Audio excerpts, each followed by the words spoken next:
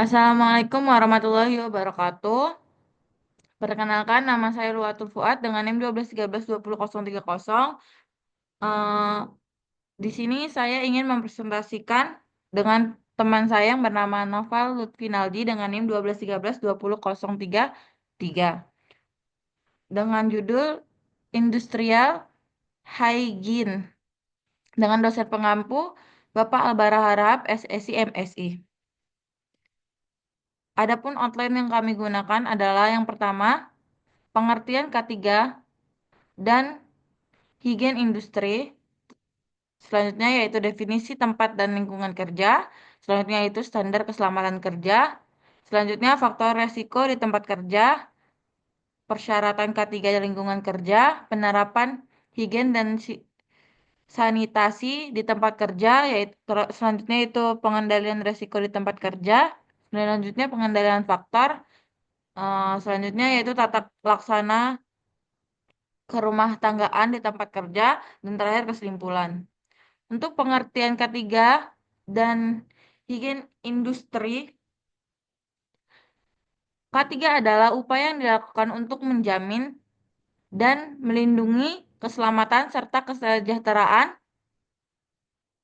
tenaga kerja melalui pencegahan kecelakaan kerja dan penyakit akibat kerja.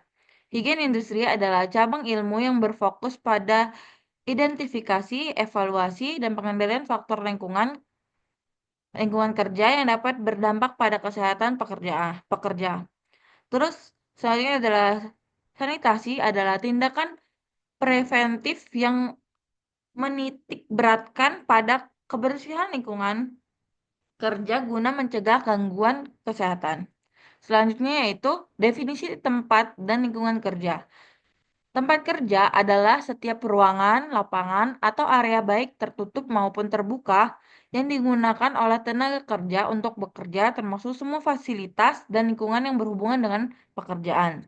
Lingkungan kerja adalah mencakup berbagai faktor yang dapat mempengaruhi kesehatan dan keselamatan tenaga kerja, termasuk faktor fisika, kimia, biologi, ergonomi, dan psikologi. Selanjutnya yaitu standar keselamatan kerja. Yang pertama yaitu nilai ambang batas atau NAB, batas maksimal paparan zat berbahaya yang masih bisa diterima tanpa menimbulkan dampak kesehatan. Selanjutnya itu pajanan pajanan singkat diperkenankan atau PSD. Batas maksimal paparan bahan kimia dalam waktu singkat yaitu kurang lebih dari 15 menit atau kurang lebih 4 kali sehari. Untuk standar tertinggi diperkenankan atau KTD, konsentrasi maksimum bahan kimia di udara tempat kerja yang tidak boleh dilampaui meskipun dalam waktu yang singkat.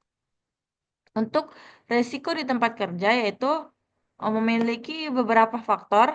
Faktor resiko di tempat kerja yaitu pertama ada faktor fisika yang meliputi iklim kerja yang ekstrim dapat menyebabkan dehidrasi atau hipotermia. Yang kedua itu kebisingan tinggi dapat merusak pendengaran tenaga kerja. Getaran terus-menerus berpotensi menimbulkan gangguan saraf dan otot. Selanjutnya itu radiasi dari sumber seperti sinar UV atau gelombang elektromagnetik dapat berbahaya. Selanjutnya yang terakhir adalah pencahayaan yang tidak memadai dapat menyebabkan kelelahan mata dan risiko kecelakaan. Untuk faktor kimianya yaitu kontaminasi udara oleh gas, uap, atau debu beracun dapat menyebabkan gangguan pernapasan. Paparan bahan kimia berbahaya seperti asam dan pelarut organik dapat menyebabkan kerusakan jaringan tubuh. Untuk faktor biologinya, mikroorganisme seperti bakteri dan virus dapat menyebabkan penyakit menular di tempat kerja.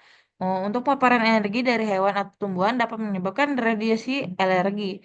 Untuk faktor ergonomi, yaitu postur kerja yang buruk dapat menyebabkan cedera otot dan gangguan tulang belakang. Alat kerja yang tidak ergonomis dapat meningkatkan risiko cedera dan kelelahan tenaga kerja. Untuk yang terakhir yaitu faktor Psikologi, beban kerja yang yang berlebihan dapat menyebabkan stres dan kelelahan mental, konflik antar karyawan atau ketidakjelasan peran dapat menurunkan produktivitas kerja. Selanjutnya akan dijelaskan oleh teman saya, Noval. Baik, terima kasih Lulu. Selanjutnya yaitu ada persyaratan ketiga lingkungan kerja.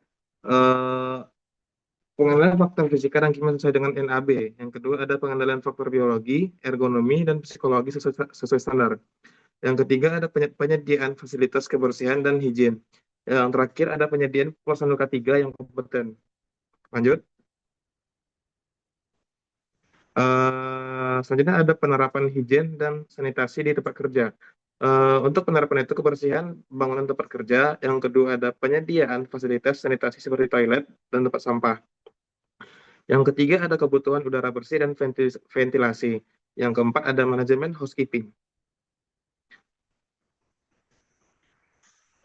Lalu untuk pengendalian risiko di tempat kerja, yang pertama itu ada eliminasi, yaitu menghilangkan sumber bahaya dengan meniadakan bahan atau proses yang berisiko.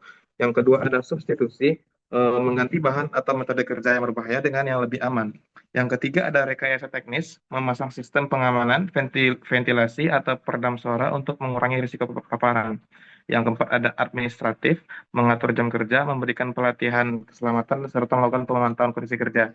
Yang terakhir yaitu penggunaan alat pelindung diri atau APD, memberikan peralatan seperti masker, sarung tangan, helm, dan sepatu pelindung untuk mengurangi risiko langsung terhadap tenaga kerja. Yang selanjutnya ada pengendalian faktor. Ada beberapa faktor yaitu yang pertama itu ada faktor fisika, itu dapat dikendalikan lewat ventilasi, peredam suara, dan proteksi radiasi. Yang kedua ada faktor kimia, dapat pengendalian bahan kimia di udara, penggunaan bahan yang lebih aman.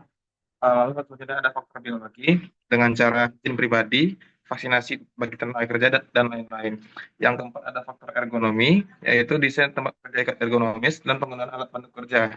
Yang terakhir ada faktor psikologi, dapat dilakukan dengan cara konseling, manajemen stres, dan pengaturan beban kerja.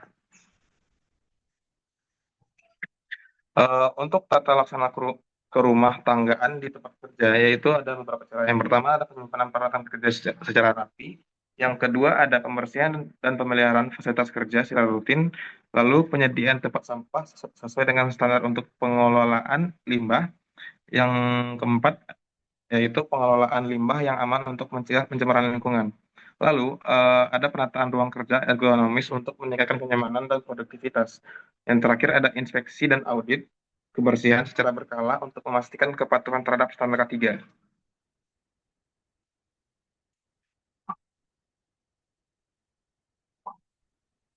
Untuk kesimpulannya yaitu industrial hygiene berperan penting dalam menciptakan lingkungan kerja yang aman, sehat, dan nyaman bagi tenaga kerja dengan menerapkan pengendalian terhadap berbagai faktor risiko seperti kimia, fisika, biologi, ergonomi, dan psikologi.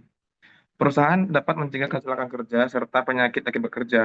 Penerapan sistem ketiga yang baik juga berkontribusi pada peningkatan produktivitas dan kesejahteraan tenaga kerja sekaligus memastikan kepatuhan terhadap standar keselamatan yang berlaku.